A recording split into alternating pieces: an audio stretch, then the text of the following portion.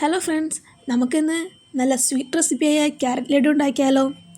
നിങ്ങൾ എൻ്റെ ചാനൽ ആദ്യമായിട്ടാണ് കാണുന്നതെങ്കിൽ ലൈക്ക് ചെയ്യുക, സബ്സ്ക്രൈബ് ചെയ്യുക, ഷെയർ ചെയ്യുക.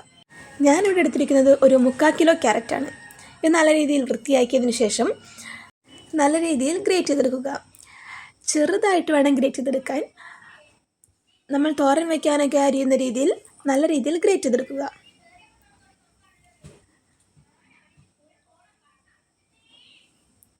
നല്ല ചെറുതായിട്ട് ഗ്രേറ്റ് ചെയ്താലേ പെട്ടെന്ന് വാടിക്കിട്ടുകയുള്ളൂ. അതിനായി ആദ്യം 3 ടീസ്പൂൺ നെയ്യ് ഒഴിക്കുക.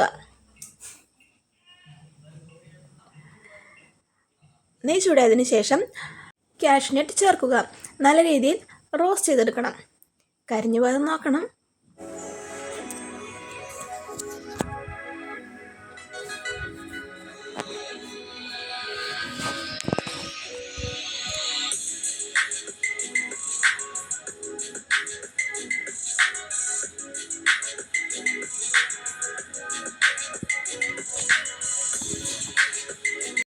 ക്യാഷ് നല്ല രീതിയിൽ റോസ്റ്റ് ചെയ്തതിന് ശേഷം ഉണക്കമുന്തിരി ചേർത്ത് കൊടുക്കുക.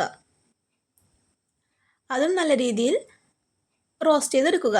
ഉണക്കമുന്തിരി പെട്ടെന്ന് തന്നെ വീർത്ത് വരും. അതിനാൽ നമുക്കത് വേഗം എടുക്കാം. കണ്ടോ, ക്യാഷ്യും ഉണക്കമുന്തിരിയും റോസ്റ്റ് ചെയ്തെടുത്തിരിക്കുന്നു. അതേ നെയ്യിൽ തന്നെ നമ്മൾ നേരത്തെ ഗ്രേറ്റ് ചെയ്ത് വെച്ചിരിക്കുന്ന ക്യാരറ്റ് ചേർക്കുക.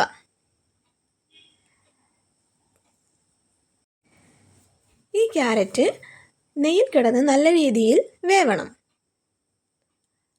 അതിനായി മീഡിയം ഫ്ലെയിമിൽ വെച്ച് കുക്ക് ചെയ്യുക.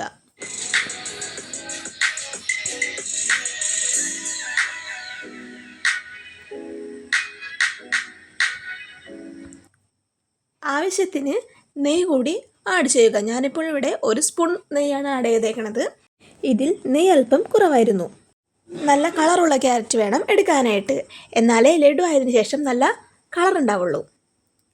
അതിനുശേഷം ഒരു 1/2 കപ്പ് പഞ്ചസാര ആഡ് ചെയ്യുക. ഇതിപ്പോൾ ഒരു നോർമൽ മധുരമാണ്. ഇതിൽ കൂടുതൽ വേണമെന്നുണ്ടെങ്കിൽ കൂടുതൽ ആഡ് ചെയ്യാം, കുറവാണെങ്കിൽ കുറവ് ആഡ് ചെയ്യാം. പഞ്ചസാര ഇട്ട് നല്ല രീതിയിൽ മിക്സ് ചെയ്യുക. ഈ പഞ്ചസാര ഇട്ടതിന് ശേഷം നല്ല രീതിയിൽ വെള്ളം ഊറും. ഈ വെള്ളം വറ്റുന്നത് വരെ നല്ല രീതിയിൽ മിക്സ് ചെയ്യുക. പഞ്ചസാരയും ക്യാരറ്റും നല്ല രീതിയിൽ യോജിക്കണം.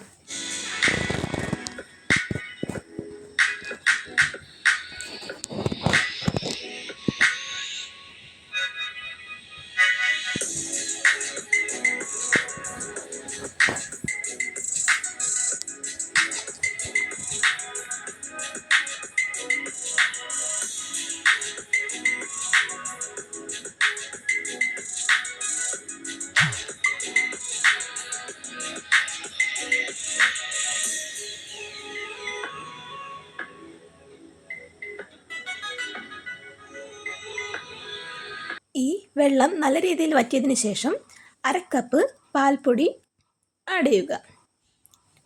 പാൽപ്പൊടി ആഡ് ചെയ്തതിന് ശേഷം നല്ല രീതിയിൽ മിക്സ് ആവണം. പാൽപ്പൊടിക്ക് പകരം പാലും യൂസ് ചെയ്യാം.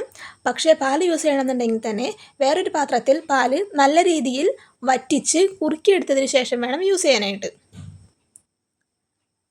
അതിനുശേഷം ഏലക്കായപ്പൊടി ആഡ് ചെയ്യുക.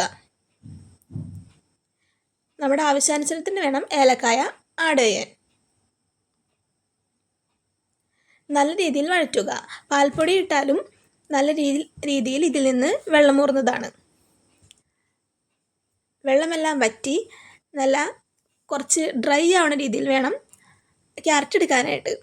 അതിനുശേഷം ഒരു 1/2 കപ്പ് തേങ്ങ ആഡ് ചെയ്യുക. തേങ്ങ ഓപ്ഷണലാണ്, വേണമെന്നുണ്ടെങ്കിൽ മാത്രം ആഡ് ചെയ്താൽ മതി.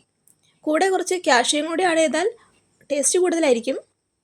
നല്ല രീതിയിൽ വെള്ളമൊക്കെ വറ്റിയതിന് ശേഷം ക്യാരറ്റ് ചൂടാറാൻ വെക്കുക. നല്ല രീതിയിൽ ചൂടാറിന് ശേഷം മാത്രം ഇത് നമ്മൾ സെറ്റ് ചെയ്യാനെടുക്കുക.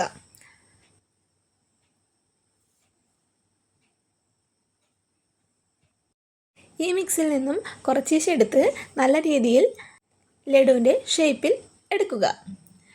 എന്നിട്ട് കുറച്ചുകൂടി ടേസ്റ്റിനും ഭംഗിക്കും വേണ്ടി ഡെസിക്കേറ്റഡ് കോക്കനട്ടിൽ കോട്ട് ചെയ്തെടുക്കുക. ഡെസിക്കേറ്റഡ് കോക്കനട്ട് ഉണ്ടാക്കാൻ സിമ്പിളാണ്. തേങ്ങയുടെ പുറം ഭാഗത്തുള്ള ആ ബ്രൗൺ കളറൊക്കെ മാറ്റിയിട്ട് ചെറിയ ചെറിയ പീസായിട്ടുള്ള തേങ്ങ കഷ്ണങ്ങളെടുത്ത് മിക്സിയിലിട്ട് ജസ്റ്റ് ഒന്ന് പൊടിച്ചെടുക്കുക. അതിനുശേഷം ഒരു നോൺ സ്റ്റിക്ക് പാനിലിട്ട് നല്ല രീതിയിൽ വറുത്തെടുക്കുക. പക്ഷെ വറുത്തെടുക്കുമ്പോൾ കളർ മാറാൻ പാടില്ല, നല്ല രീതിയിലൊന്ന് റോസ്റ്റ് ചെയ്തെടുക്കുക. ഇങ്ങനെ തയ്യാറാക്കിയതാണ് ഈ ഡെസിക്കേറ്റഡ് കോക്കനട്ട്. ഇത് നല്ല രീതിയിൽ ഓരോ ലഡുവും എടുത്ത് ഡെസിക്കേറ്റഡ് കോക്കനട്ടിൽ മിക്സ് ചെയ്താൽ നല്ല ടേസ്റ്റും കിട്ടും, അതുപോലെ നല്ല ഭംഗിയായിരിക്കും കാണാനായിട്ട്.